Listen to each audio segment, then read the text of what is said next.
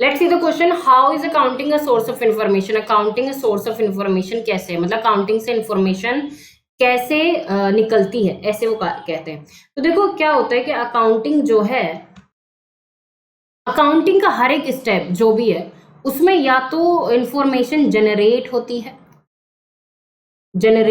है या फिर उसमें प्रोसेस होती है।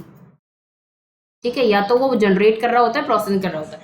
अब देखो क्या है, अब मान लिया अगर आप ट्रांजैक्शंस को आइडेंटिफाई ही कर रहे हो तो अब इसमें या तो जनरेट हो रही होगी। अब इसमें आइडेंटिफाई जब करते हो तो इससे क्या इन्फॉर्मेशन निकलती है? इससे ये इन्फॉर्मेशन निकलती है कि किन चीज़ों को आप मनी में मेजर कर सकते हो, किन को नहीं। जिसको कर सकते हो उसको आप क्या कर लो, अपने बुक्स में लिख लो। उसके बाद आप क्या करते हो, उसके बाद आप क्लासीफाई करते हो। उससे वहां पर क्या इन्फॉर्मेशन निकलती है, वहां पर आपसे इन्फॉर्मेशन निकलती है कि भाई कौन सा अकाउंट पर्सनल है, कौन से रियल है, कौन सा ये है, किसको हमें अलग अलग करना है।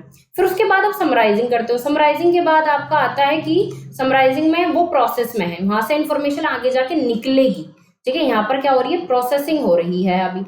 ठीक है, उसके बाद आप बनाते हो अपने फाइनेंशियल अकाउंट्स। और फाइनेंशियल अकाउंट में तो सारी ही इंफॉर्मेशन निकल जाती है, जिसमें आपको सारे प्रॉफिट एंड लॉस का पता चल जाता है, फाइनेंशियल पोजीशन का पता चल जाता है। तो देखो ये कैसे है कि जो भी अकाउंटिंग का प्रोसेस है, या तो वहां पर इंफॉर्मेशन जनरेट हो रही होती है या फिर वहां पर इंफॉर्मेशन प्रोसेस हो रही होती है, यानी आगे जाके आपको इंफॉर्मेशन मिलेगी। तो इसको हम मैनेजमेंट इंफॉर्मेशन सिस्टम भी कहते हैं, मैनेजमेंट इंफॉर्मेशन सिस्टम।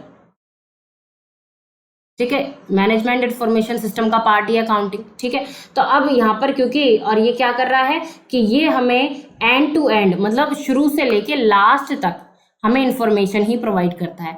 ठीक है, इस वजह से क्या है कि अकाउंटिंग जो है वो इंफॉर्मेशन का सोर्स है। So I hope this is the proper explanation to this question.